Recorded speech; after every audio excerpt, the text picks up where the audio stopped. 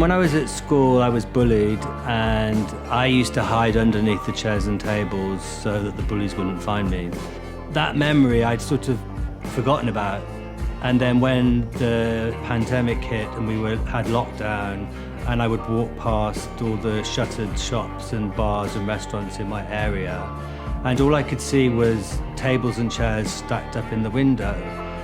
It sort of took me back to that memory. And it was a real moment of desperation for me, but I knew that there was something I could do. Can you tell us what functions and roles we could describe you by?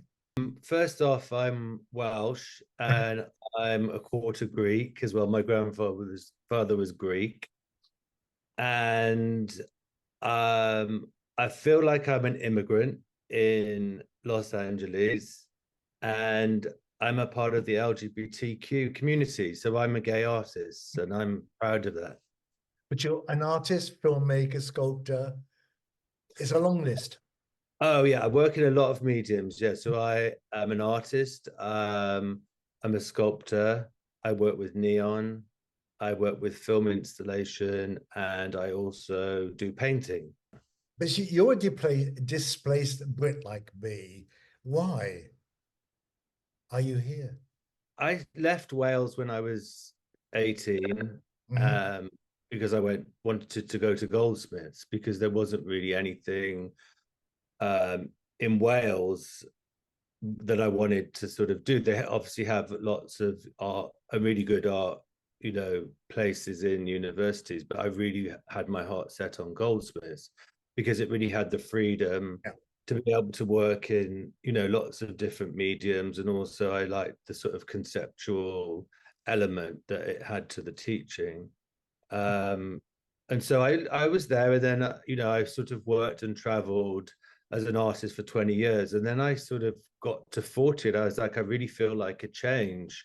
Yeah. So, a lot of my friends had moved to New York, and I was like, okay, well, I don't want to do that because it's sort of, for me, it was very similar to London. Yeah. Whereas LA, in many ways, really sort of reminded me of Wales because of the coastline and the beaches and the sort of rolling hills, and obviously the climate's so different. And I'd also seen a lot of David Hockney's work and a documentary about David Hockney called A Bigger Splash. And I think that sort of first gave me the idea that there could be something else, in another place of the world. You're right. And A Bigger Splash I loved. So, but we've got a lot to talk about, but we're going to specialize on one thing today. It's your chair therapy. Yes. Tell me about that. Well, I think I first started actually making the chairs during the pandemic. And when I would walk past all the shuttered shops and bars in my areas, I would see all these sort of chairs stacked up in the windows, and it was really like a ghost town. And I wanted to do something with this and sort of turn something sort of really desperate into something positive. And it really sort of took me back to when I was bullied at school, and I found sanctuary in the tables and chairs that were stacked up in our school canteen. And so really it was a place of sanctuary for me because I could hide, and that was my sort of safe space. Later in life, I started doing therapy, and one of the techniques was empty chair therapy, and I still practice it today. Oh, really? And it's very much, you sort of imagine, some people put a picture of themselves onto the chair, or you can imagine seeing your younger self sitting in the chair, and you really just talk to that child, to your, to yourself, and in words of reassurance and ways to sort of know that everything's going to be okay. That's interesting. I didn't think about that. I just thought you had a very strong political statement to make, and you are making them in that, and that's what drove you to do it. So, but it's where's the divide line between art and politics for you? Politics, where it involves discrimination, and which also sort of links back to the days of bullying and homophobic behavior and anything that's sort of like preventing everybody from living their life is something that I really feel like I need to, you know, stand up and fight for and you know, be an activist about, because I want to help other people. Up on the screen right now, we have my favorite, because I'm in Florida, the Don't Say Gay. That's a great one to do. What did you were spurred on by your love from DeSantis, or how did this one come about?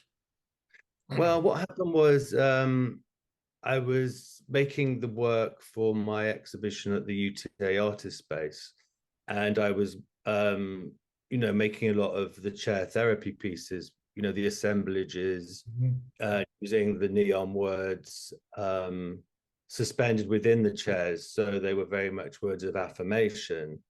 And they were really dealing with my sort of like pathway through COVID and the lockdown. And you sort of felt like, okay, there's a little bit of stability in the world now, you know. And then suddenly I sort of hear all the, you know, headlines and news coming out of Florida, and all the, you know, discrimination policies that are being put into law, from Ron DeSantis. And it was Don't Say Gay. So I knew that I had to do something. So I sort of turned it on its head, and I called the piece Just Say Gay. So it was really like a form of therapy, but also, you know, wanting to get that message out there. And I saw people on the streets, you know, that were protesting about it. And it was very much my way of, you know, giving my voice to the movement. And at the exhibition, a collector called Beth DeWoody came and saw the exhibition, and she saw that piece and she bought it straight away. And then I didn't really know exactly where it was going to go, but then I later found out that she has a art space in West Palm Beach, Very near Trump. which is, yes, exactly, which is very near Mar-a-Lago. So it really gives me goosebumps just talking about it, because I feel like when I found out that Beth was going to be showing the piece a year later in her permanent collection, that, you know, it came full circle, and I sort of created this piece, I manifested it, and for it to really sort of have its voice, it needed to be where all this discrimination was coming from. So it really makes me happy that it's come full circle and it's now in its home in Florida. You hang on here, everybody who's watching this, and we'll run the details of where her gallery is in Palm Beach. You may want to visit it when you're coming to visit the ex-president too. So let's go back to 12 steps then. Tell me about that, please. I took the words, "You tried to bury me, but I was a seed," from a Greek poet that was actually, he was shunned by the community because he was gay. So I sort of took, you know, that some of those words and turned it into a, you know, a message of positivity. And also it's sort of, also the 12 steps, also obviously in terms of healing as well, because it's, you know, a program, you know, that is followed by alcoholics. And I sort of really relate to a lot of the 12 steps. It's a really good way to live your life. And I've had a lot of people that have struggled with that. And I often go to meetings myself to support my friends that are struggling with addiction. So it really is a beacon of hope for me. That piece is very important. I showed it at the Bombay Beach Biennale in the Salton Sea, and we had it outside. So it was incredible to have something like that in the desert. What's next for you? Do we know? So yeah, I'm working actually on some paintings of found chairs. I've been photographing chairs that I found on the streets for over 30 years. And I never really knew exactly what I was going to do with them. And I always loved painting, and it just seemed to make sense for me to do these paintings of these discarded chairs that were just left on the street abandoned. And it really related to my chair therapy work as well. And so, yeah, I'm just completing the 6th one, and I'm going to be showing it at Spring Break, which is an art fair in Los Angeles that opens on the 28th of February. We'll run the details on that too. We'll also run your website so people can hustle you and see where you are and what you're doing next. You're the first person I've met who has a fetish about chairs. Oh, really? Okay.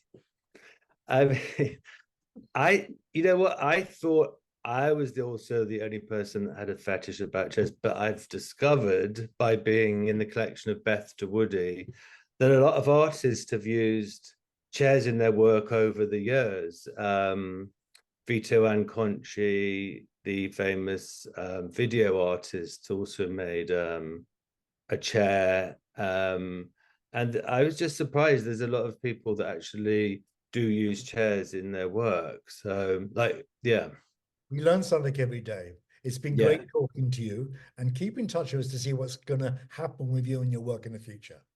Okay, great. Thank you so much. And the first piece I made was called My Heart is Open. And they were positive words that I was telling myself that I knew other people would relate to. And then I did a studio visit, and then Arthur Lewis came from the UTA, and he loved them so much that he decided to put them into the exhibition at the UTA Artist Space. I think there is this power in using light and wood in a way that's not normally seen in everyday object, but used to uplift and animate maybe an experience or an emotion someone's having is really unique. It's something I've only ever seen Carl do. It's really emotional and really beautiful. I was hearing a lot of reports coming out of Florida about how new laws were coming into place, new laws that were anti-LGBTQ. The Parental Rights and Education Bill, referred to by critics as Don't Say Gay, is now in effect. We want to keep guns out of schools. They want to keep books out of schools. As a member of the LGBTQ community, it was really important for me to stand up in protest about some of these rights that were being taken away.